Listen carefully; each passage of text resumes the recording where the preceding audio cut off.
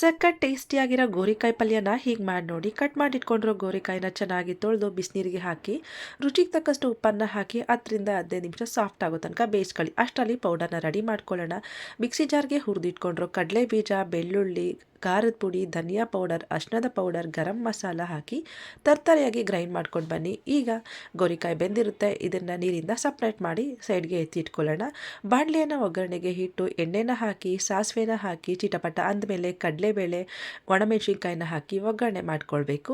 ಈಗ ಹೆಚ್ಚಿಟ್ಕೊಂಡ್ರು ಈರುಳ್ಳಿಯನ್ನು ಹಾಕಿ ಫ್ರೈ ಮಾಡಿಕೊಂಡು ಈ ಟೈಮಲ್ಲಿ ಸ್ವಲ್ಪ ಹಸಿ ಕರಿಬೇವಿನ ಸೊಪ್ಪನ್ನು ಹಾಕಿ ಫ್ರೈ ಮಾಡಿಕೊಂಡು ಸ್ವಲ್ಪ ಹಿಂಗನ್ನು ಹಾಕಿ ಮಿಕ್ಸ್ ಮಾಡ್ಕೊಳ್ಳಿ. ಬೇಡ ಅಂದರೆ ಸ್ಕಿಪ್ ಮಾಡ್ಬೋದು. ಈಗ ಬೇಯಿಸಿಟ್ಕೊಂಡ್ರು ಗೋರಿಕಾಯಿಯನ್ನು ಹಾಕಿ 1-2 ನಿಮಿಷ ಹಾಗೆ ಮೀಡಿಯಂ ಫ್ಲೇಮಲ್ಲಿ ಇಟ್ಕೊಂಡು ಮಿಕ್ಸ್ ಮಾಡಿ ಕೊಟ್ಟು ಈಗ ನಾವು ಆಗಲೇ ಗ್ರೈಂಡ್ ಮಾಡಿ ಇಟ್ಕೊಂಡ್ರು ಪೌಡರ್ನ ಹಾಕಿ 1-2 ನಿಮಿಷ ಸ್ಟವನ್ನು ಸಿಮ್ಮಲ್ಲಿ ಇಟ್ಕೊಂಡು ಚೆನ್ನಾಗಿ ಮಿಕ್ಸ್ ಮಾಡಿ ಕೊಡಬೇಕು.